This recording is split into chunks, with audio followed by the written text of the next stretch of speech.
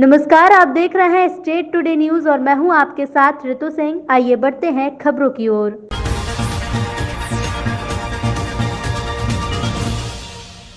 कटनी जिला अंतर्गत थाना बरही के विजयनाथ धाम मंदिर में साल 2020 कोरोना काल के दौरान ड्यूटी पर लगे समस्त पुलिस अधिकारी कर्मचारियों के सम्मान समारोह का भव्य आयोजन दिनांक 30 दिसंबर 2020 को किया गया।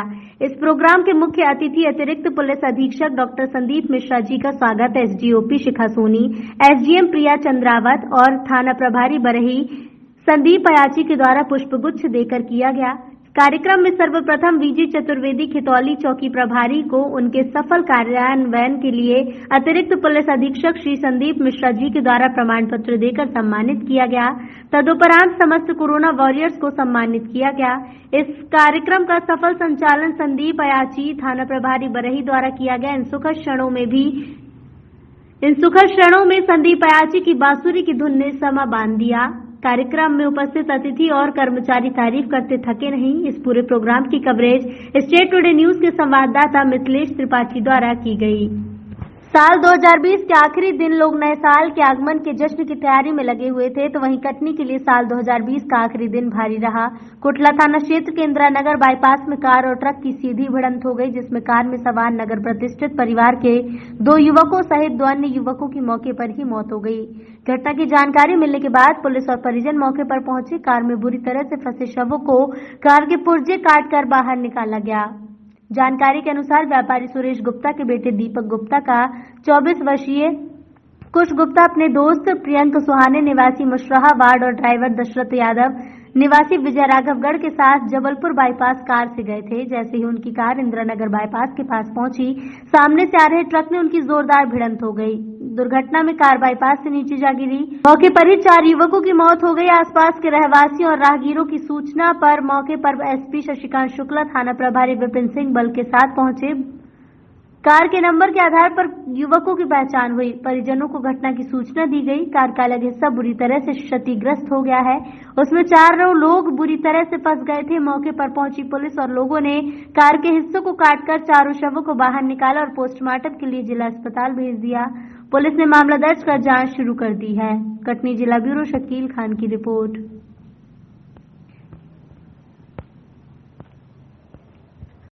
आज दिनांक 31/12/2020 को 2 बजे दिन ब्रीजा कार गाड़ी पीर बाबा से कटनी चाका बाईपास की ओर जा रही थी और एक तमिलनाडु का ट्रक इस जबलपुर की ओर जा रहा था। रेलवे का जो ट्रैक है उसके ऊपर से करीब थोड़ी दूर आगे बढ़े पीर बाबा की ओर, तो दोनों गाड़ियां आपस में टकरा गई, ब्रीजा कार और ट्रक, और गाड़ी जो है नीचे गिर गई जाके। और उसमें 4 लोग बैठे हुए थे, ऋषभ गुप्ता, कुश गुप्ता, प्रियंक सुहाने और एक चालक। तो 4 लोग स्पॉट पे ही डेथ हो गई। गाड़ी बुरी तरीके से ब्रीजा कार डैमेज हो चुकी थी। गाड़ी को काट करके क्रेन के माध्यम से डेड बॉडी रिकवर करके तत्काल जिला अस्पताल भेजा गया है। मौके पर ही अपराध पंजीबद्ध किया गया है एवं कार्रवाई की जा रही है। सर, ये 4 लोग कहाँ के रहने वाले हैं, किस प्रोफाइल से? ये 4 लोग कटनी के ही रहने वाले हैं। गाड़ी भी कटनी की थी। सुरेश गुप्ता जी के बड़े बेटे दीपक गुप्ता जी का बेटा ऋषभ था, एक उनके भांजे थे और एक सुहाने फैमिली से था, एक चालक था उनका। धार्मिक नगरी उज्जैन में नए साल की शुरुआत बाबा महाकाल की भस्मारती से की गई। हालांकि इस वर्ष कोरोना के कारण भस्मारती में श्रद्धालु के प्रवेश पर प्रतिबंध रहा। भस्मारती समाप्त होते ही आम श्रद्धालु के लिए दर्शन शुरू कर दिए गए। नववर्ष के अवसर पर बाबा महाकाल का आकर्षक श्रृंगार किया गया और महाआरती हुई। नए वर्ष पर दर्शन के लिए मंदिर समिति ने कुछ नियम तय किए हैं, जिसके मुताबिक सभी श्रद्धालु गणेश मंडपम अर्थात बैरिकेड से दर्शन करेंगे। नंदी हॉल में भी प्रवेश पर प्रतिबंध रहेगा। विश्व प्रसिद्ध महाकालेश्वर ज्योतिर्लिंग में नया साल अनूठे अंदाज में मनाया गया।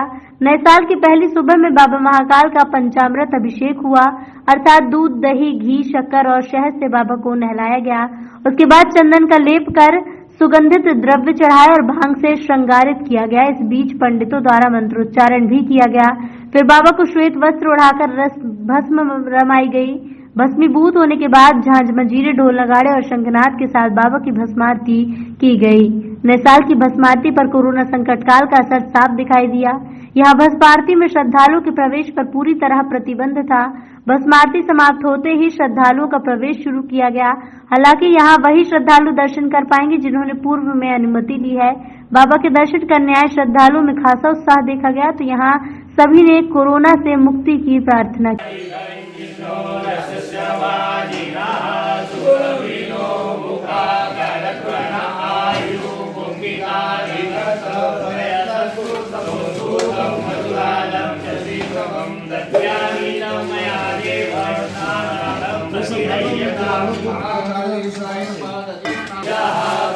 आप जो आए हैं नए साल में बोला था कि बताइए रेडी। महाकाल जी के यहाँ पे दर्शन करने का बहुत मन था आज, और ये कोरोना काल की वजह से भस्म आरती तो संभव नहीं है। बाकी हम लोग का इच्छा थी कि दर्शन करें, तो हम लोग आ गए यहाँ पे। और साल की शुरुआत पहला दिन अच्छा जाए, साल अच्छा जाए, कोरोना का वैक्सीन आ जाए और कोरोना चला जाए जल्दी से जल्दी, सब लोग अच्छे से रहें, बस यही चाहिए। बाबा से यही मांगने आए। क्या नाम है? काजल त्यागी से आई हैं, और बहुत दिनों से ये इच्छा थी हम लोगों की कि महाकाल बाबा का दर्शन करें, और आज ये इच्छा हमारी पूर्ण हो गई है। और बहुत ही अच्छे ढंग से, बहुत ही यहाँ की व्यवस्था बहुत अच्छी है दर्शन कराने की। क्या मांगा आपने नए साल पे बाबा महाकाल? नए साल पे यही मांगा कि ये जो सबसे अभी विपत्ति का काल चल रहा है, कोरोना काल, ये काल हम लोगों के लिए बहुत ही दर्दनाक है। जिन लोगों के ऊपर पड़ा है, भगवान उनको शक्ति दे, और ये अब इस साल ये जाए, दूर जाए, बहुत दूर चला जाए, फिर वापस कभी ना आए। क्या नाम आपका? मैं पूनम मिश्रा हूँ। कहाँ से हो? मैं गोरखपुर से, यूपी से हूँ।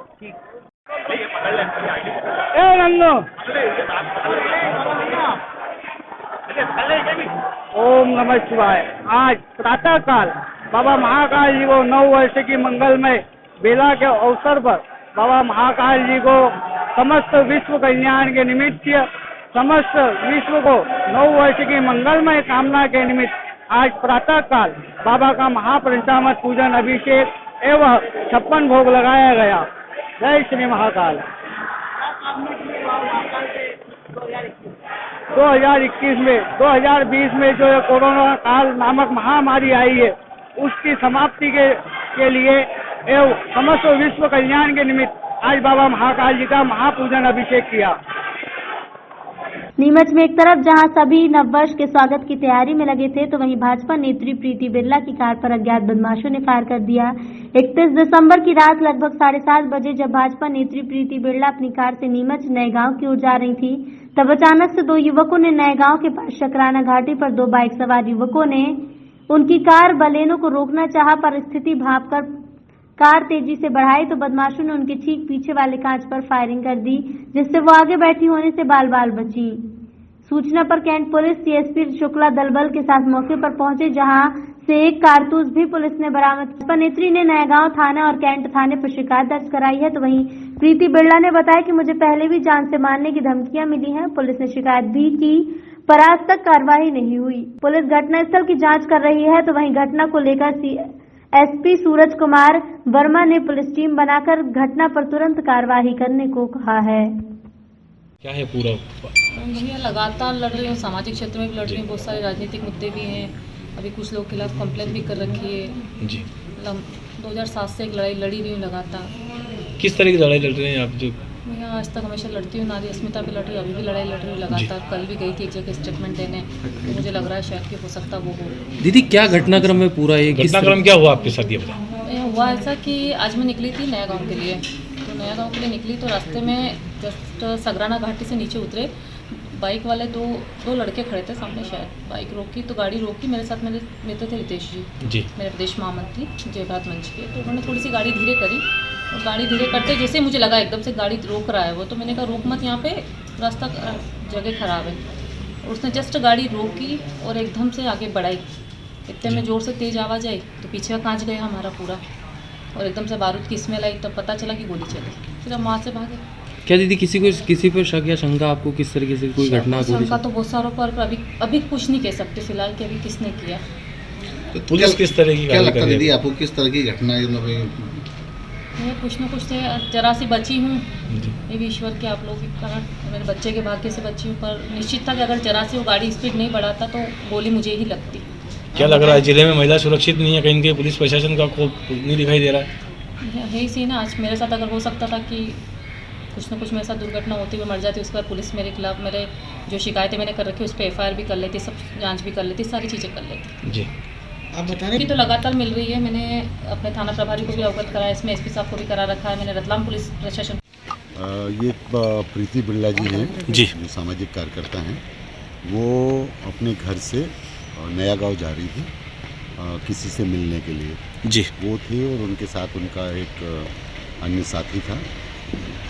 तो वो दोनों जब सगराना घाटी के पास पहुँचे तो एक मोटरसाइकिल वाले ने उनको हाथ दिया। पहले उन्होंने गाड़ी धीमी की और फिर गाड़ी को प्रीति जी ने बोला कि ये जगह ठीक नहीं है, आगे बढ़ाने की उसको बोला कि आगे ले चलो। तो जैसे ही वो आगे को हुए एकदम भाड़ की आवाज़ आई जी, फिर उन्होंने वहाँ गाड़ी नहीं रोकी। आगे जाके देखा तो वो कांच पीछे टूटा हुआ था। पुलिस में कंट्रोल रूम में बोला, कंट्रोल रूम से PI और मौके पर पुलिस फोर्स गया। वहाँ जब घटनास्थल का निरीक्षण किया तो वहाँ से एक खाली कार्टेज मिला है जी। इसका मतलब ये है कि गाड़ी पर फायर किया गया है। और अभी FSL अधिकारी यहाँ मौके पर आ गए हैं जो वैज्ञानिक साक्ष्य इकट्ठी करेंगे और हम जो है इसका पता लगाने का ज़रूर प्रयास करेंगे। और इसके लिए पुलिस अधीक्षक महोदय ने एक टीम बना दी है, डेडिकेटेड टीम, जो इसी प्रकरण को देखेगी और इसमें हर पहलू पर इनका किनसे रिवेंज है या अन्य कोई कारण यदि सामने आता है तो इसका महत्वपूर्ण रूप से इस प्रकरण को लिया जाएगा और इसका अनुसंधान करके इसमें शीघ्र आरोपियों को गिरफ्तार किया जाएगा। सर, घटना में कोई हताहत हुआ है ऐसा कुछ? नहीं, घटना में कोई हताहत नहीं हुआ है क्योंकि जो फायर है वो पीछे की इसमें किया गया है और प्रीति जी आगे बैठी हुई थी और साथ में जो उनके और वो हैं जो उनके विभाग के कुछ प्रमुख हैं वो आगे बैठे हैं। इनके घर से सगराना घाटी की दूरी काफ़ी है, तो क्या ऐसे में अभी प्रारंभिक विवेचना है, अभी रिपोर्ट हुई है। अभी हम इसके मूल कारणों में जाएंगे कि क्या रिवेंज का मामला है या लूटपाट का मामला है या क्या मामला है, किस तरीके से यह घटना की गई है। प्रीति जी ने किस किस को इस बात की खबर दी थी कि वो इस रास्ते से जाएंगे, उन सबका हम जो हमारा पुलिस का एक तरीका है उस हिसाब से हम इसका विवेचना करेंगे और शीघ्र ही आपको परिणामों से अवगत कराएंगे। मनासा में साल के आखिरी दिन पुलिस थाने के समीप रामपुरा नाके पर हुए एक्सीडेंट में कछावा समाज के देवकिशन कछावा नामक व्यक्ति की मृत्यु हो गई थी। तो वहीं पुलिस पर लगाए मृतक के परिजनों द्वारा रिपोर्ट दर्ज करवाने के लिए लोगों के साथ थाने में मारपीट का आरोप लगाया और थाने का बड़ी संख्या में लोगों ने घेराव किया, वहीं शव रखकर विरोध प्रदर्शन भी किया। उसके बाद आला अधिकारी हरकत में आए और SDM अनीश जैन और SDOP R अम्ब TI KL डांगी ने 3 पुलिसकर्मियों को लाइन अटैच किया। स्थानीय विधायक अनिरुद्ध माधव मारू भी पुलिस थाने पहुंचे और परिजनों को समझाइश देते हुए मामले को शांत कराया, लेकिन एक्सीडेंट करने वाले का अभी तक अता पता नहीं है, न ही उसका वाहन पुलिस ने जब्त किया है। रिपोर्टर राजेंद्र जोशी, मुकेश शर्मा, मनासा से रिपोर्ट। को लेकर के पूरा मामला रात भर चला यहाँ पे। तो इस पूरे मामले में ये मामला आपके संज्ञान में था या नहीं था, इस पूरे मामले को लेकर के क्या कहेंगे आप? मनासा शहर की शांत जगह में इस तरह की घटना शोभा नहीं देती है। निश्चित रूप से जो घटना हुई वो गलत है। रहा सवाल मेरे संज्ञान का, तो मेरे संज्ञान में रात को करीब लगभग 11 बजे बाद ये बात आई थी जी, लेकिन पीड़ित पक्ष ने मेरे को कोई बात नहीं करी। ये तो मुझे अपने सोर्सेज से ये जानकारी मिली कि ये इस तरह की घटना हुई जी। उस मामले में संज्ञान लेते हुए मैंने तुरंत SP महोदय से बात करी जी। तो रात को ही 3 जनों को लाइन करवा दिया था जी। अभी जांच के भी आदेश कर दिए गए घटना में जी। अब ये क्यों वापस आज नए सिरे से ये घटना हुई जी, ये मेरी समझ से बाहर है जी।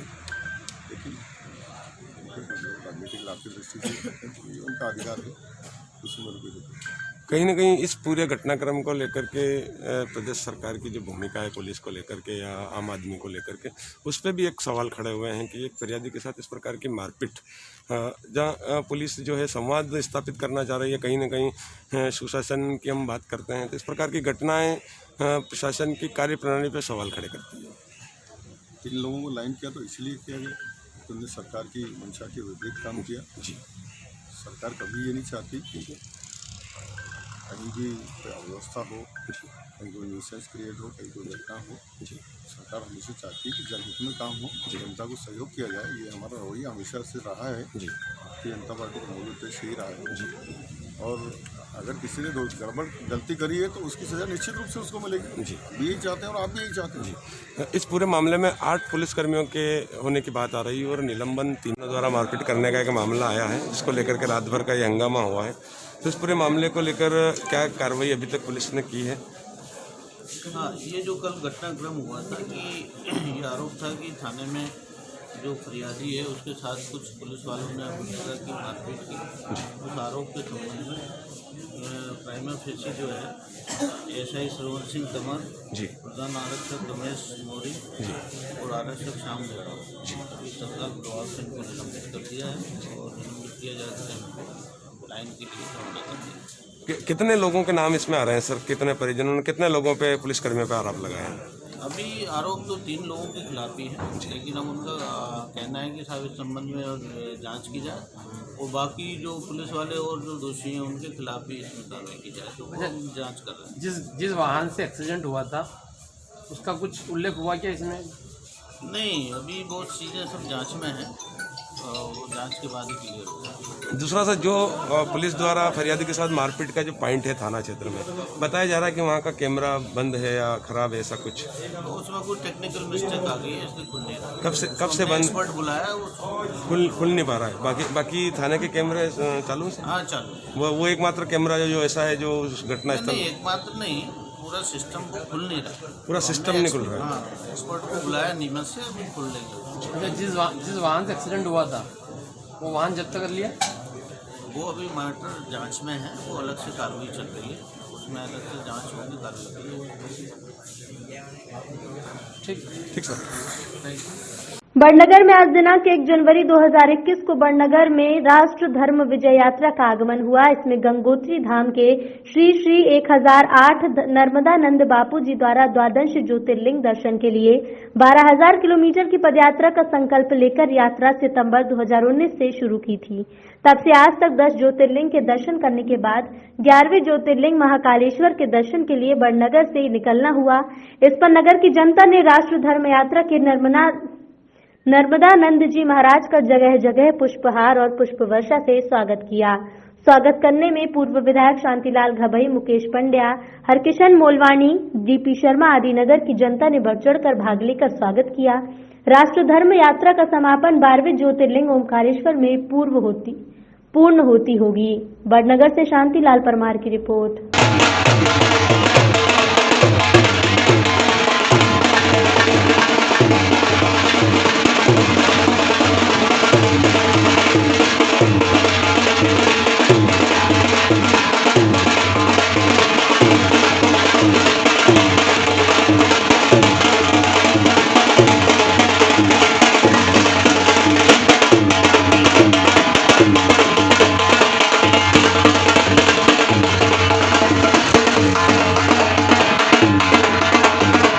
मंदसौर जिले के ग्राम कुरावन में बालाजी मंदिर पर नववर्ष के उपलक्ष्य में शिवसेना के राज्य उप प्रमुख संदीप राजगुरु, शिवसेना जिला प्रमुख लाल सिंह सिसोदिया के नेतृत्व में शिवसेना की बैठक संपन्न हुई, जिसमें संगठन के विस्तार को लेकर विचार विमर्श किया गया।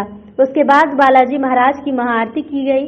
सभी ने एक दूसरे को नववर्ष की बधाई दी। इस मौके पर शिवसेना के केशुराम बैरागी, जगदीश सोलंकी, श्याम चौधरी, मनोज राव हरदे, तूफान सिंह राठौर, मुकेश चौधरी, दिलीप सिंह चौहान, मुकेश बैरागी, दीपक जोशी, राजू परिहार, विनोद सेन, नारायण सिंह, रंजीत सिंह, श्याम मांदलिया आदि कार्यकर्ता मौजूद रहे।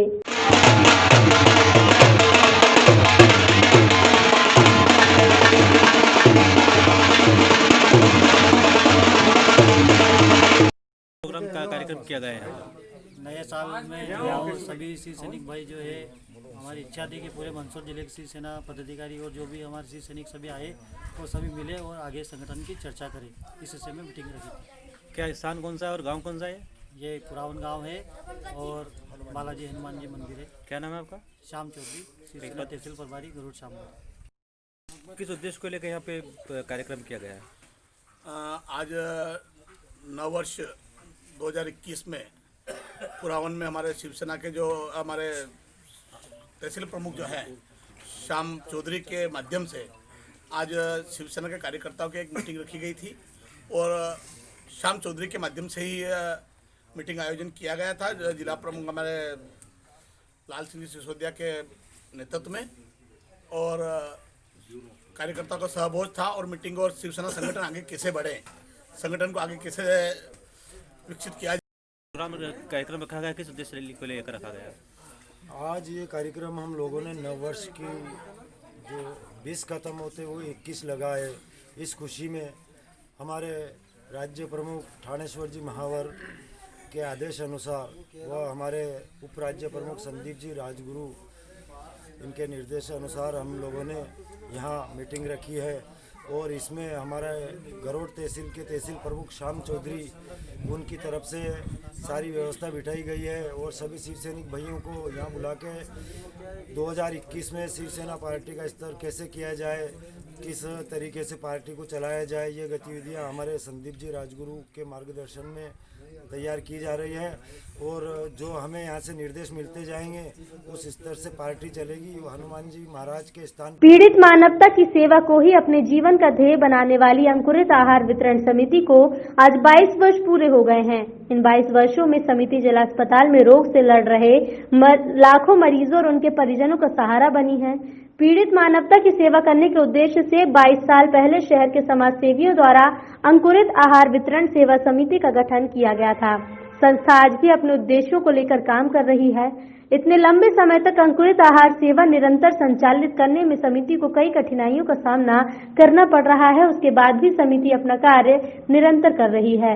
अंकुरित आहार परिवार यही है इस परिवार की पहचान जो 22 साल से हर दिन लगातार बैतूल जिला अस्पताल के जरूरतमंद मरीजों और उनके परिवार को पौष्टिक अंकुरित आहार बांट रहा है। 1 जनवरी 1999 के दिन बैतूल के तत्कालीन कलेक्टर सहित केवल 7 सदस्यों के साथ शुरू हुए इस मानव सेवा मिशन से आज हजारों लोग जुड़ चुके हैं। अंकुरित आहार परिवार रोजाना जिला अस्पताल के मरीजों और उनके साथ आए अटेंडेंट्स को प्रति व्यक्ति 25 ग्राम के हिसाब से पौष्टिक अंकुरित आहार देता है। एक और अनूठी बात है कि ये कोई एनजीओ नहीं, ना ही इसमें कोई अध्यक्ष या सचिव है। इस परिवार में सभी सदस्यों को बराबरी का दर्जा मिला हुआ है। यही वजह है कि इनमें गजब का सामंजस्य भी है। इस परिवार ने कभी किसी रिकॉर्ड या पुरस्कार के लिए मानव सेवा नहीं की और 22 साल का ये सिलसिला और लाखों लोगों की दुआएं ही इनका सबसे बड़ा अवार्ड बन चुका है। क्या नाम है सर आपका? मेरा नाम अशोक सायरे है। मैं लगभग 18-19 वर्ष से अंकुरित आहार से जुड़ा हुआ हूँ। कैसे संचालित होता है? यहाँ पर जितना भी संचालन है वो शहर के और अन्य भागों से लोगों के जन्मदिन, शादी की वर्षगांठ, अपने स्वजनों की पुण्यतिथि के लिए लोग यहाँ पर सेवा भाव के लिए आते हैं और जिसमें प्रति दिन 500 रुपये के हिसाब से फंड हमारा जमा होता है, जिससे हमारा अंकुरित आहार पिछले 22 सालों से अनवरत चल रहा है। हेमराज ढेरिया। हेमराज जी बताएं कितने दिन से यहाँ भर्ती हैं और नाश्ता यहाँ जो मिलता है, ये जो अंकुरित आहार मिलता है? ये हम तो करीबन हमारे मरीज 10 दिन हो गए, ऑपरेशन वगैरह हुआ है तो उनके में हम सोमवार से आए हैं यहाँ पे सुरक्षा के लिए और हमको आहार मिलते रहता है यहाँ पे। कैसा लगता है खाने में? समय अनुसार सही है। क्या फ़ायदा होता है इससे अगर ये मिल जाए तो? हमारे पैसे बच जाते हैं। जयंतीलाल गोठी। जयंती भाई बताएं, ये जो अंकुरित आहार परिवार है, अंकुरित आहार कैसे शुरू हुआ और कैसे चल रहा है, क्या क्या दिक्कतें आई? यह माननीय DS राय कलेक्टर बैतूल द्वारा 1 जनवरी 1999 को पत्रकार के सहयोग से चालू किया गया। इसको पत्रकार महोदय ने समाज को समर्पित कर दिया। समाज द्वारा निरंतर 21 वर्षों से इसे चलाया जा रहा है। हाँ, कोरोना काल में क्या? कोरोना काल में भी लगभग मास्क और सोशल डिस्टेंसिंग के द्वारा इसको चालू रखा गया। और फिलहाल इन खबरों में इतना ही। और भी खबरों के लिए बने रहिए स्टेट टुडे न्यूज के साथ। नमस्कार।